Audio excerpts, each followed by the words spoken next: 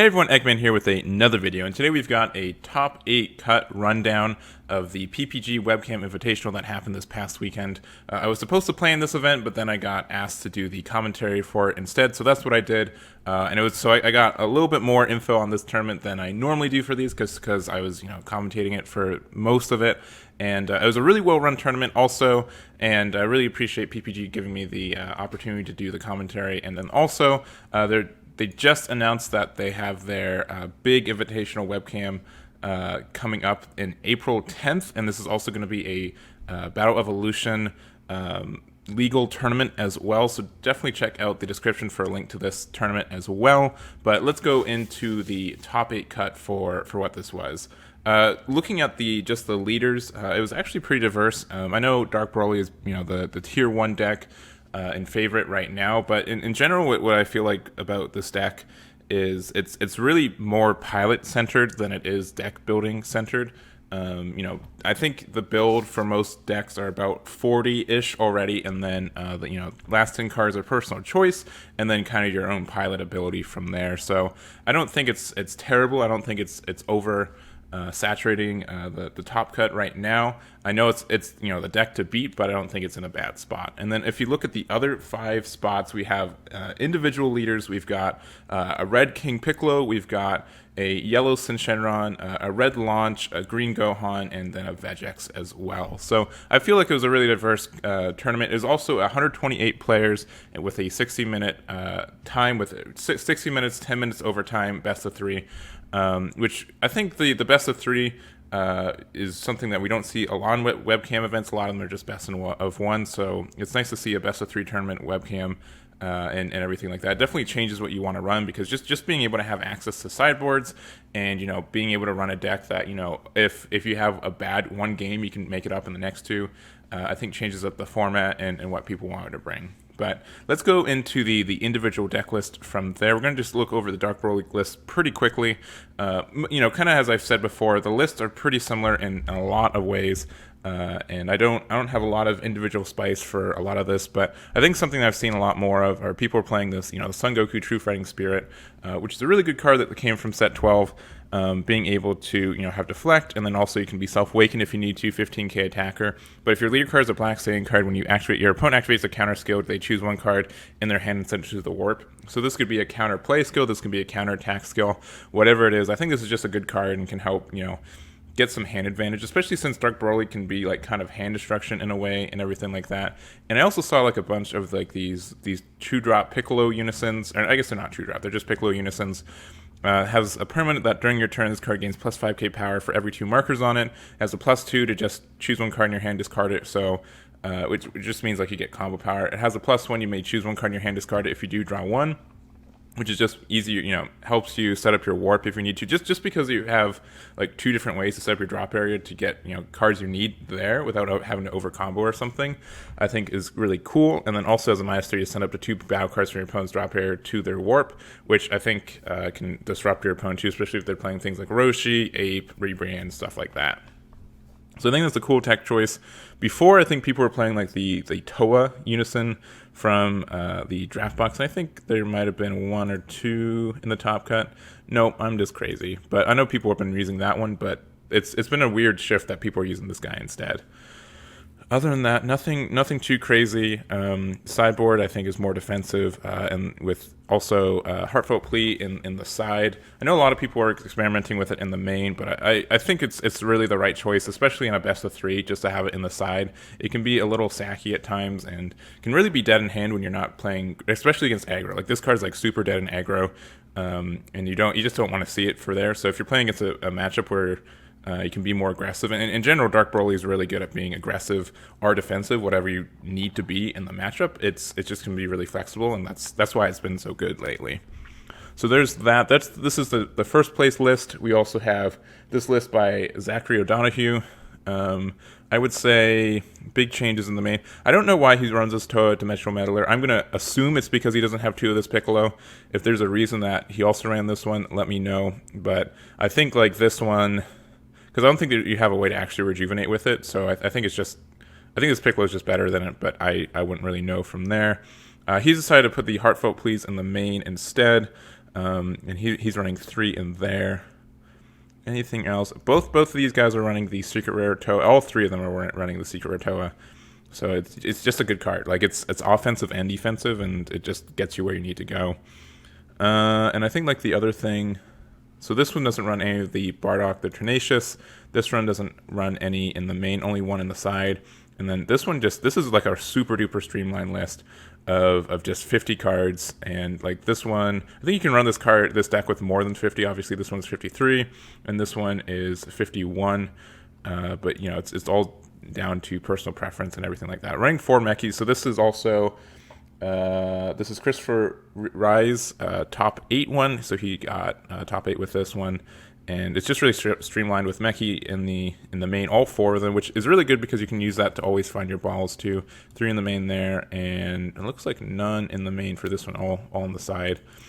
And I don't know, we know what Dark Broly is. You know, it really is just like 40 cards, and then you can choose your personal preference from there, and it's a good deck. We already know about it. Let's go into the King Piccolo next. Next up is Ryan Weiland's Red King Piccolo. We've been seeing a lot of this kind of pop up, one of the 2 ofs, and I think it's a mix of this deck being like really specific. And I've said it 100 times. Set 12 is like every deck is a set 11 Dark Broly where you have to, you know, run most of the cards from the archetype, make a little tweaks for personal preference, and really go off from there. But I think as more and more people are committing themselves to playing this deck, they realize just how strong it is and how powerful it is. This is like all of the set 12 leaders also have like some weird like plus and minus effects. For example, King Piccolo, you only start with 6 life, but then you get some rejuvenation and other stuff like that. So it's not like a big hamper. But I think playing this deck and just seeing it being played, you can really see how powerful it is. This was the first event that I really commentated with King Piccolo as one of the leaders to watch and everything. And after watching it play and being able to see how you get advantage and you're able to free play a bunch of dudes, and you have board wipes with your Piccolo Juniors -2 and everything like that, it has a lot of cool and powerful things. I'd say the only thing about this leader is that it has a couple of promos that are hard to get right now, and because of that they're expensive. And the promos are like just only for this deck. You can't really splash into any other decks.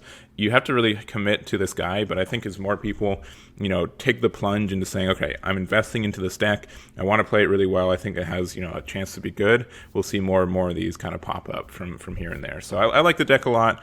Red's been needing launch is like another example of this, where Red just hasn't had like a strong deck in a while, and so I think King Piccolo, with everything it does, the way it gains advantage and the way it can pressure your opponent, with a good pilot, you can go really, really far with this. So also, Ryan Weiland only lost 1 match this tournament, and it was in the final match of the day.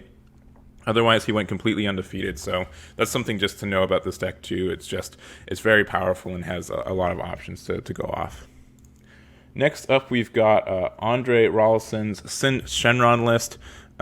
And so really, I guess I can say this about most of the lists in this tournament, is that a lot of them are very, very pilot-centered, where you have to, if you're a good pilot, it makes a difference than what specific 1 or 2 ofs are in the deck, because you have to really play to your outs and what you can really do to them. So it's really, really cool.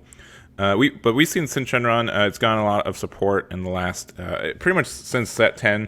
It's gonna set some support every set, and in promos as well. For example, like we've got this Natural Shenron right here, which you can EX evolve on a Natural Shenron and energy cost of 2. If your leader card's yellow, when your opponent plays a battle card and uses a card, you may choose that card and switch to rest mode. If you do, negate the skill for the turn, which essentially is just like another version of like the Black Toa card. So it's just as good with that, and it's a big 15k double striker too, which you can play for really easy. But obviously the big support for this comes with the Omega Shenron as well, being able to choose which one of these effects that you want to do and go from there. But I think like the thing that really stands out for this list for me is that the amount of like 1 ofs and 2 ofs. This is a really like highly scrutinized ratio deck. And, I have no doubt that Andre's been playing this for a long time. He's found out, the ratios that work for him and his play style, and he really gets down to it. So I think, you can look at this list, you can try it out, you can make adjustments to it because you know how you play and what you want to see and what you're playing against, and you can equally do as well. And I think like the other shout out for this is that once again this was a 60-minute best of 3, and Syn Shenron is usually a slower deck, so being able to get top 4 with with time constraints like that, I think is also something to applaud, and really just goes to show like if you know your plays, you can do them faster and you can kind of grind out matches faster instead of like, because there's so many options you can do with this deck. There's so many different plays you can do, you can decide, and so if you know the path that you want to take before you need to make the decision, you can really grind out the games faster and have a chance to go 2-0 or get to the matches you need to go. Next up, we have that was top 4 was the Syn Shenron, and then the last 3 decks are from the top 8. So we've got first Kevin Castillo's launch deck. We saw like a bunch of weird, I wouldn't say weird, but just launch builds that I haven't seen before. Primarily there was an Invoker build where it was red-blue, and so, we've done like red-green with the aggro, we've seen red-blue, and so why not see a red-yellow one? This one is, I think, one of the most creative lists I've seen in a long time, especially with the, launch, and it's a red-yellow build that's also skillless, that also has the Katso, chain with it as well. It just looks like it's really grindy, really really obnoxious at times, but the idea with this is that you can use this 1-drop skillless Katso, you can play it for free, and then you can go up your chain and then get this 6-drop here. You also get to play like Violent Rays, and then you also get to play Topos, and you also get to play Flying Nimbus as well, so you can be as stally as you need and then just gain advantage from your opponent swinging in, because launch really works really well if your opponent only swings like once or twice per turn, just because that's how you generate advantage. And so being able to, use Topo, use Violent Rays, use Nimbus to confirm that they can only swing once or twice is really good. Also, this Lord Slug Super Namekian is a great card. It's a Bond 2 barrier. When this card is in rest mode, your opponent can add cards from their deck to their hand using non-leader skills. So being able to just play this guy out, and then you have some protection with your leader and prevent them from like gaining card advantage feels really, really good. You can you can cheat it out with this 1-drop as well. You play it for 1, and then for 1 yellow, choose up to 1 slug army with energy cost 3 or less in your hand, play it, then play this card in its owner's drop area. So being able to cheat this out, which, because launch doesn't have much, energy manipulation, but it has a lot of card draw, is really, really good. So I recommend trying out this list. It looks super fun. I want to try it out myself, and congrats on the top 8 for this as well.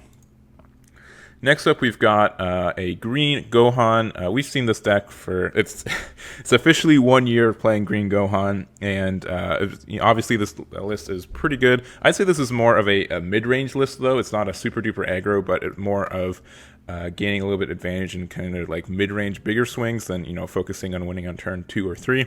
But obviously has like a couple of new cards, like especially the Sun Gohan Hidden Might, which is a great card to play for 2. And it's more of a green-blue engine, has some creative plays, which I'm guessing like turn 1 you charge a blue-green and just kind of go from there, because there's no turn 1 plays in this deck except for playing Tapion.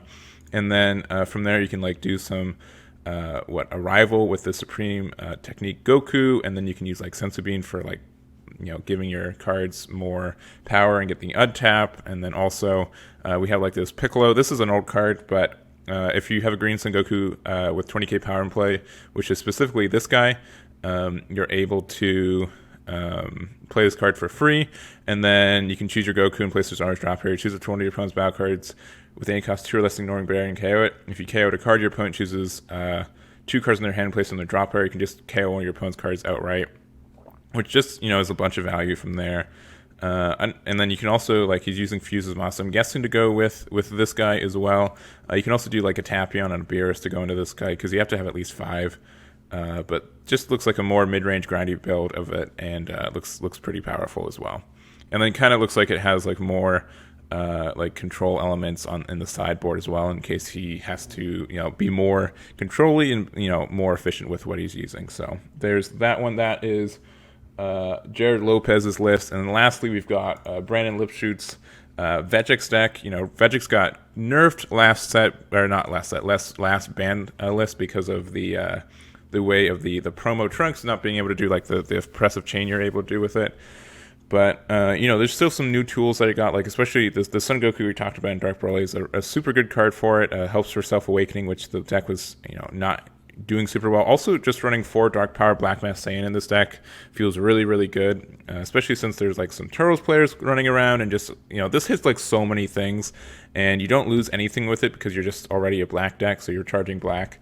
But it looks like it's just a solid list. We've seen like how many Toas are in the top 8? 1, 2, wait. I think the top 4, everyone was playing the Kai, and then, yeah, so 5 out of 8 players were running this as its secret rare. And this is such a good and flexible card. Being able to use it on offense and defense is just crazy.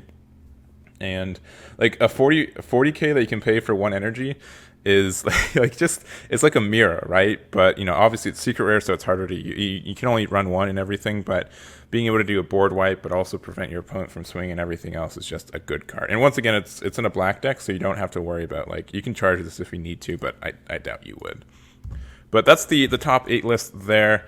Let me know what you guys think about these lists, which one's your favorite. There's going to be a link for this Google Doc in the description as well if you need to click on it. Once again, thank you to PPG for letting me commentate this event, and then also for giving me these deck lists to show off to you guys. And that's really going to be it for me. So thank you guys so much for watching, and I'll catch you all next time.